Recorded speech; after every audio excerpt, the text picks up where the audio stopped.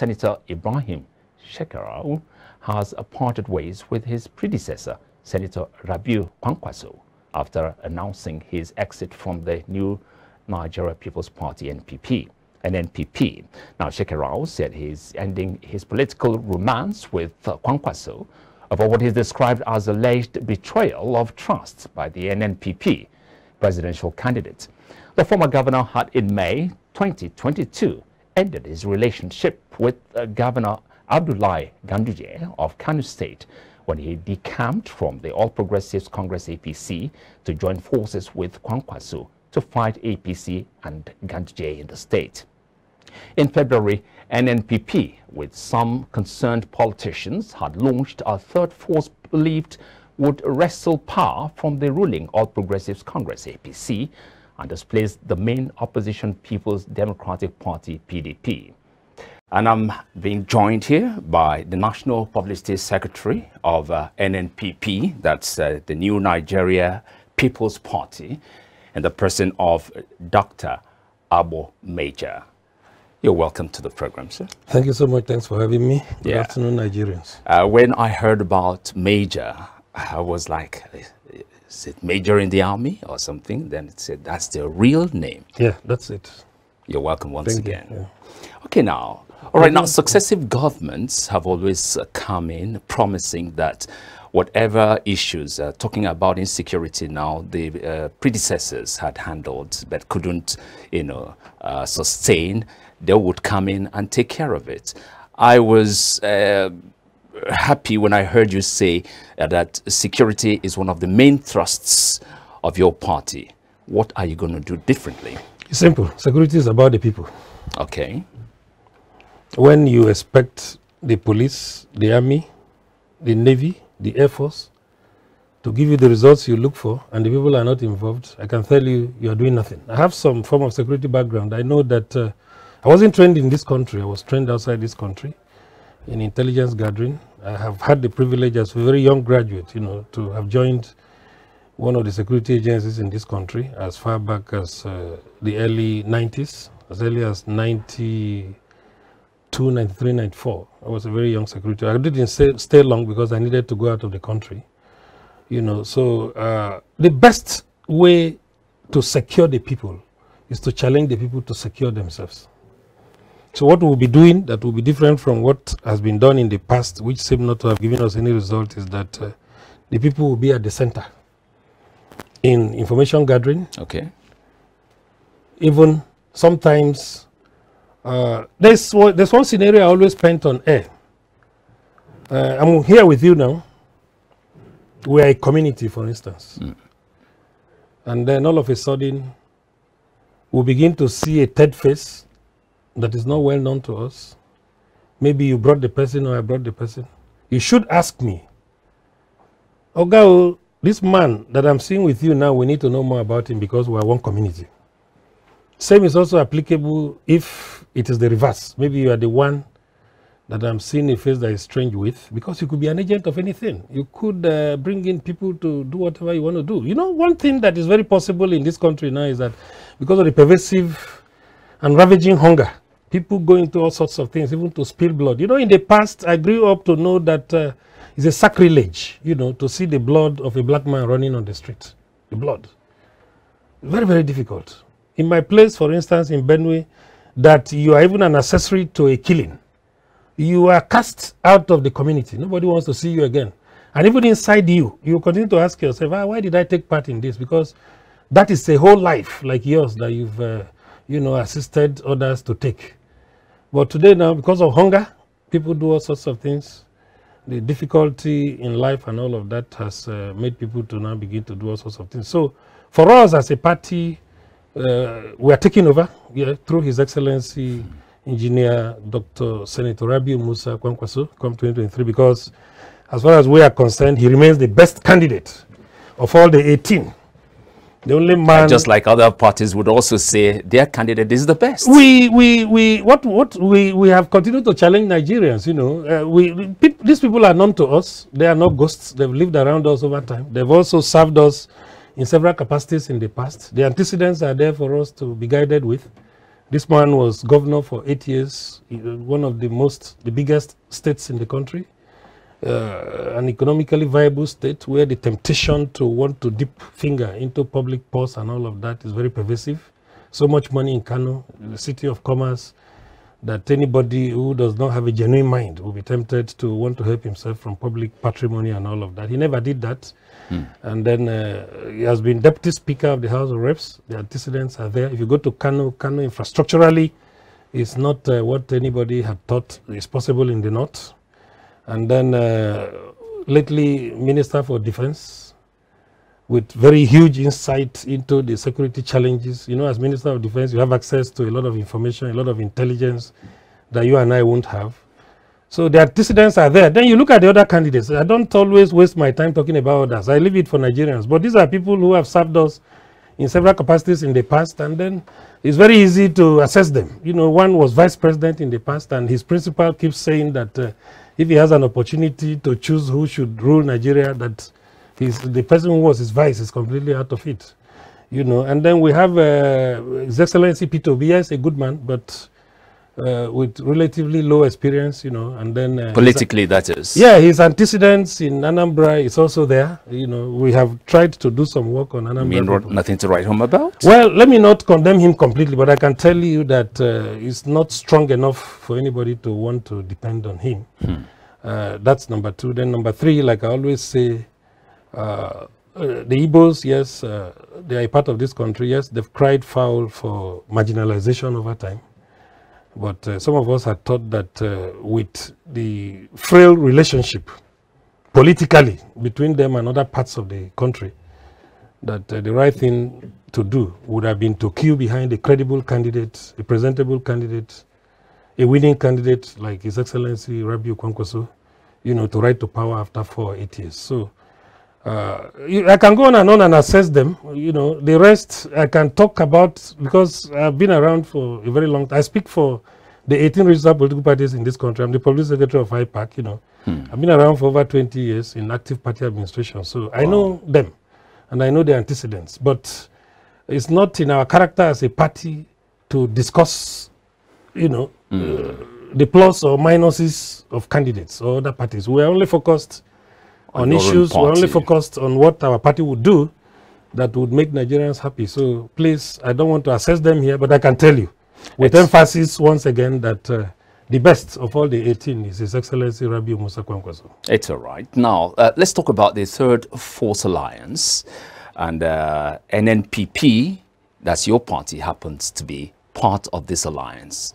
What's the reason for this? Well, I think this your question doesn't give me a direction as to what to say. Is it an alliance that is still alive or dead? In the first instance, yes. Why did NNPP, you know, consider it, you know, viable? That very alliance that made it become part of it. Something happened on the way to 2015. Okay. There was this general feeling amongst the electorates that the PDP had taken advantage of Nigerians, especially the youths. According to them, there were no jobs for them to do.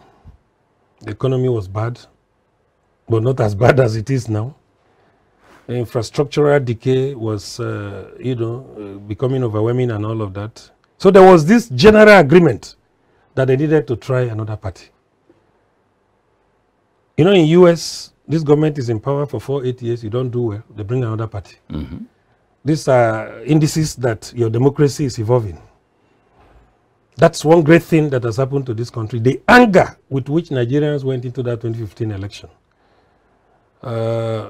They defeated a sitting government, despite all the resources at their disposal, despite the goodwill, despite the campaigns that they needed younger people to continue in power, that they were bringing in somebody who is almost not there, who has no energy to do this job and all of that. Nigerians didn't look at all of that.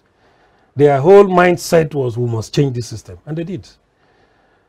So heading to 2023, they're thinking of Nigerians. You know, we're field men, so we're talking to people. They're thinking of Nigerians was, Peter Obi is good, Kwankwaso is good. These are the two people we want to see in power. Up to today, my phone still receives messages. Nigerians are even at the dilemma now as to who to choose. But like I said, Kwankwaso is on top. So what we saw in interacting with people, what we discovered was people were saying, sir, this job will be made easy for us if the two of you can come together. Let's not begin to crack our brains trying to choose between these two, because we know that these two fall into what we want. That is Obi and Kwankwaso. Save us the wahala of, struggling to make a choice. So what you saw, the attempts at, going into some form of electoral alliance was a product of what we had people say on the streets. And we opened the way. We didn't go to look for them. When we started this journey, it never crossed our minds that we were going to have any form of alliance. But in party administration, all the windows are open. Anything is possible. Then in politics, generally, anything is also possible. What you need is who and who would come your way to make the job easy to win. The ultimate is to win and provide leadership for the people. So when we were alerted that they were coming, we said, fine. We sent people to the streets again to find out what would be the mindset of Nigerians. They returned to say, Nigerians are saying that if that is done by 12 noon, I'm sure you have heard it, you are media people, by 12 noon, everybody is asleep. The results would have been declared. So we opened the window. But what we discovered was that some people from the other side, the Peter Obi side, were already dismissing the possibility of the alliance working just after the first meeting, meaning that they already had their minds made up.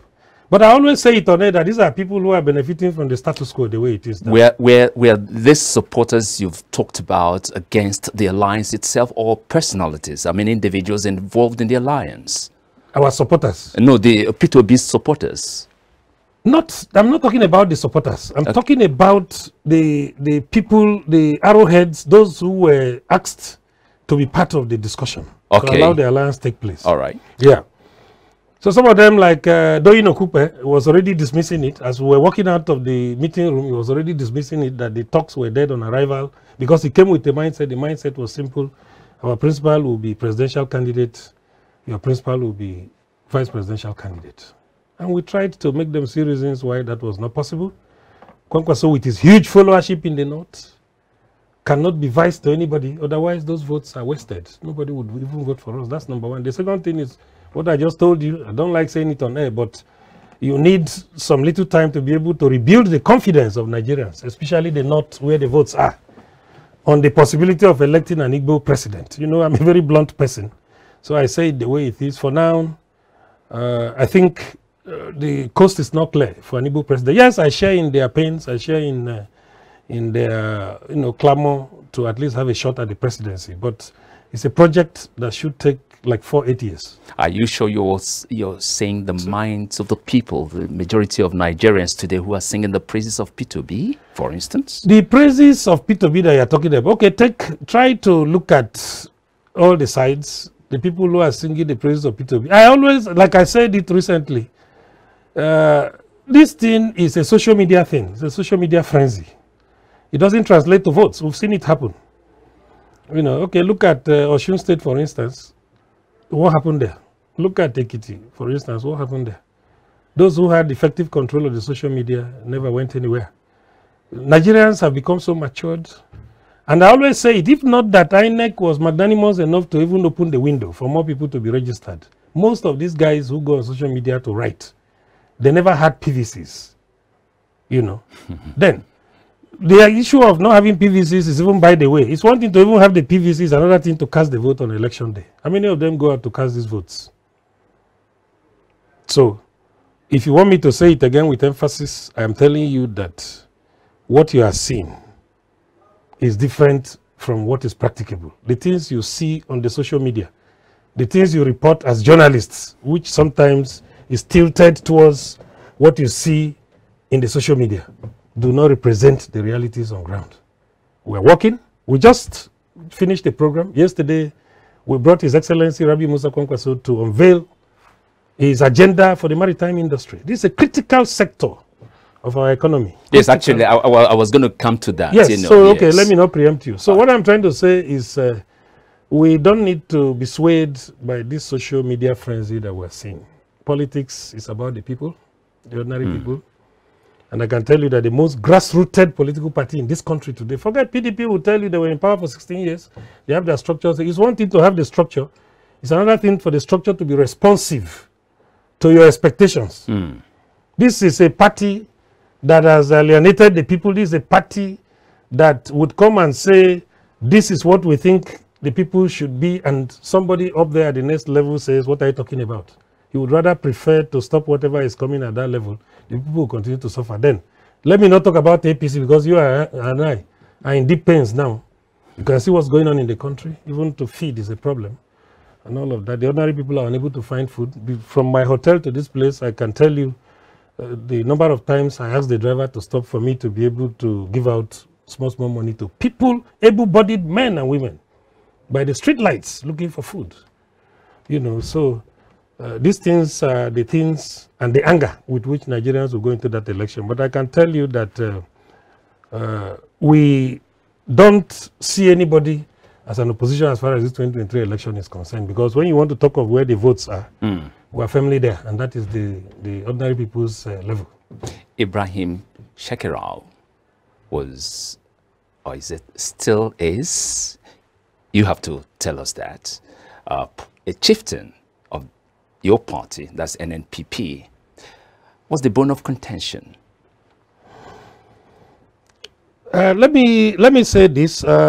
I don't respond to issues that are still within the realm of speculation. I spoke briefly with one of your reporters yesterday at Sheraton Hotel, and I said that I'm just reading this the same way you're reading it. When he came into the party, he came formally to say, I have moved into your party. And he gave reasons why he came. This is the party to be, this is the party that listens to the people. This is the party that has a level playing field for all candidates. This is a party that does not impose candidates. These were some of the reasons he gave for coming. Now, if he is going, like you and I are seeing, because I've been in Lagos since Sunday, I'm just trying to go back this afternoon. So if he is going, it is expected that he would communicate to us, either formally through writing or through coming to sit down. Which he hasn't done yet. Yes, that's what I'm saying. Either with our leader, the presidential candidate, or with the party leadership level to say, okay, I came in, because remember he came in just about 2 months ago. So I came in, it doesn't appear as if I've seen what I wanted to see. But I don't know what he saw that made him come. Ab initio, he came because he felt our party was good. So whatever it will be his reason for wanting to leave, the only thing I can hear, which is also still within the realm of speculation, is that, which is what his boys are writing, is that he has not been properly accommodated. Yeah, because I've tried to ask some questions. We heard about the claims of betrayal and all that. No. Forget, ignore the use of the word betrayal. You know, media people can caption anything the way they want, you know, so that they will be able to create market for themselves. I think the major thing, I don't like the use of the word betrayal. If you go through all the media houses that are reporting this, most of them are saying that the man says he has not been properly accommodated. Those who are using the word betrayal could be doing that. I don't want to, you know, because you have friends with us, the media is a very close friend, so most times I don't want to be harsh on them, but I always appeal that we report issues objectively, the way they are. You know, so what I'm hearing, which I'm yet to find out until I get back to the office later this afternoon, is what was it he wanted? I'm hearing that his candidates, I mean, most of the people he would have expected should take up party tickets to run, were not giving room to run. And I have seen an initial reaction from the leader of the party, His Excellency Rabiu Kwankwaso, where he said that as at the time he came in, the window for nomination of candidates was almost closed. And since we are not INEC, I don't know what other way we would use, you know, to take in his candidates. So like I said, we are waiting for the details of what his grievances are. But I think this is the major reason, because I've been following it before I left Abuja. At least I had started seeing how his group, he has one group, you know, that is his political front. I understand they had meeting. They sent me pictures from there, and they told the man, we need to move away. We are not properly accommodated here. And the man said, go and do your findings and bring a report. I think that report was also turned in last week. They also sent me pictures from there, and I saw some few newspapers reporting it and all of that. So the decision for him to move, if what we are seeing now is true, it means that that decision was taken either on Monday or yesterday. So please, you will allow me return to Abuja and find out what really has happened. And the present state position of things. We will now issue a statement, yes. I will issue a statement on the development. Okay, now Tuesday, Kwankwaso had a meeting with the maritime stakeholders. It was all over the place. What was it all about? Could you shed some light on this? First, let me briefly tell you the history of our party, New Nigeria People's Party. It is an offshoot of the National Association of Government Approved Freight Forwarders. That's NAGAF. NAGAF is a big player in the maritime industry. It's an umbrella body for freight forwarders. Okay. In the past, you would hear Nigerians refer to those who clear cargo at the seaports and land borders as clearing agents. You know, and then what they had existing was ANCLA and one other organization like that, which the founder of the party, Dr. Boniface Okechukwu Anebunam, was a key player in. Okay. But according to him, his dream was to further professionalize, you know, the freight forwarding business, which is cargo handling business, as you could see in other countries. Make them more professional in their approach to doing businesses at the seaports, the land borders, and the airports, and all of that. So he now founded what is called NAGAF, National Association of Government Approved Freight Forwarders. And when the size got to over 3 million registered members, wow, who pay their dues, who are recognized members of NAGAF across the federation. Go even to the most remote border point, go to Banki in Borno State, in Maiduguri, go to Gamborungala, go anywhere, you will see them. Go to any of the international airports where cargoes come into the country and go out through, you will see them. If you go to MM2, I mean the cargo, this thing here, you will see a very massive building owned by NAGAF. So when we saw that that was our strength, we now said, okay, let's look beyond this. Having attained this level, what we needed was to be able to further push for government policies to be in agreement with this dream to professionalize the freight forwarding business. Okay. And you know, in power, the only way you can make changes is to be part of government. We now say, okay, since we have attained this level, we are large enough now to be a political party. Let's make moves. So in 2000, we did all the documentation in INEC during the days of Dr. Gubadia. And in 2001, December, precisely, we got registered as a political party. So from 2001 till now, that's one thing Nigerians do not know. Some of them refer to us as a new party. We are not. You've been there. It's just that we didn't want to come into power without a blueprint, which is what we keep suffering in this country. So we've taken our time to stay around the ordinary people. You know their pains, you know what they want. So that by the time you are getting up there, you already know how to hit the ground running, and Nigerians are happy with you. And that's why you see us just appearing from nowhere. And today we have become an issue in the country. It's not as if we are new. We took our time to stay around the local people. You know, in the advanced democracies, the power is with the local people. In fact, the center is weak. It's the smaller levels that are strong. If you go to US democracy and all of that, even in UK, in Germany. So that has been our own model of party activities. So we got the party registered, and since then we've been working. One thing we've continued to do is, due to paucity of resources, we've continued to compete for elected positions at smaller levels, and we've continued to win. Remember that from 2001 till now, over 100 political parties were registered and deregistered.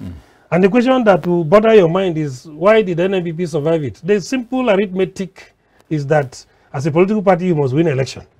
So we've kept winning, and we'll keep winning, and we'll keep using the youths to win. And that's, today we have the youngest lawmaker in the country.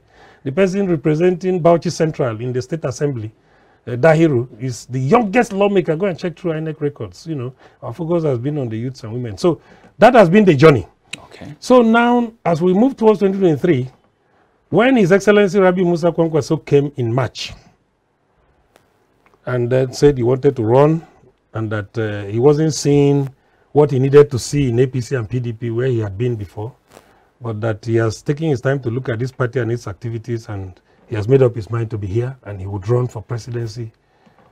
We said, okay, no problem. You are also a gentleman that is well known. Your antecedents are clear. You have no cupboards like other past governors have. No cobwebs, you know, and all of that. So no skeleton. Yeah, no skeletons in his cupboard. So we are comfortable with you. We now give him a chance. So what you saw yesterday, okay, is like bringing the presidential candidate to where the party started from. And remember, one very strategic thing is our politics is going highly ethnicized. Today, the Igbos, out of sentiments, want to say it must be Peter Obi. The Hausas, out of sentiments, are saying it must be Kwankwaso. The Fulanis, out of sentiments, are saying it must be Atiku. You know, like that. But, so... Which is a dangerous trend. No, it's not really dangerous. Even the advanced democracies, there's no way you do politics without ethnic... Bringing ethnicity. It doesn't work anywhere. Politics is driven, ethnicity, religion, they are key components of what drives the process. It's just that when you push it as if... too far. It becomes dangerous, which is what you are looking at. So, the significance of what you saw yesterday is a message to the world. Okay. That the Igbos, who are predominantly the maritime practitioners, the freight forwarding practitioners, are also with our presidential candidate, who is an Hausa man. That's the message that was sent yesterday. You see the cream of people, the various freight forwarding agencies, Ankla and the rest were all represented there.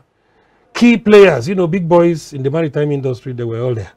So it's a very straight endorsement of the candidacy of His Excellency Musa Rabiu Kwankwaso. And that has changed the face of politicking in this country. The feeling among Nigerians that, this election is going to go, you know, driven by ethnicity. The Igbos will cast 100% votes for Obi. The Fulanis will do same for Atiku. The Hausas will do for Kwankwaso and all of that. So that is changed. We have been able to turn that around with yesterday's event. It is now clear to Nigerians that the people you saw there yesterday were just selected key people.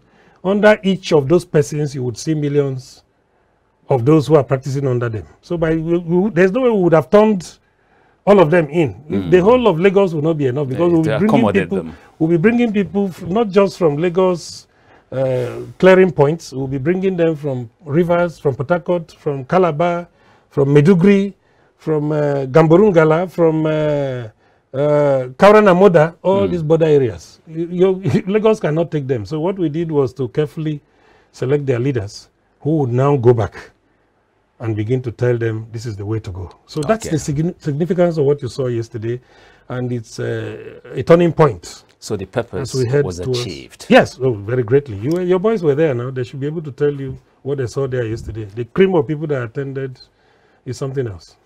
Congratulations on that. Thank you. Thank you so very much, Doctor. Yes, I've been talking with Dr. Abo Major.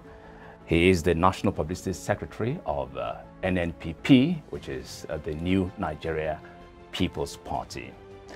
And that's the way it's been. Michael Nath here.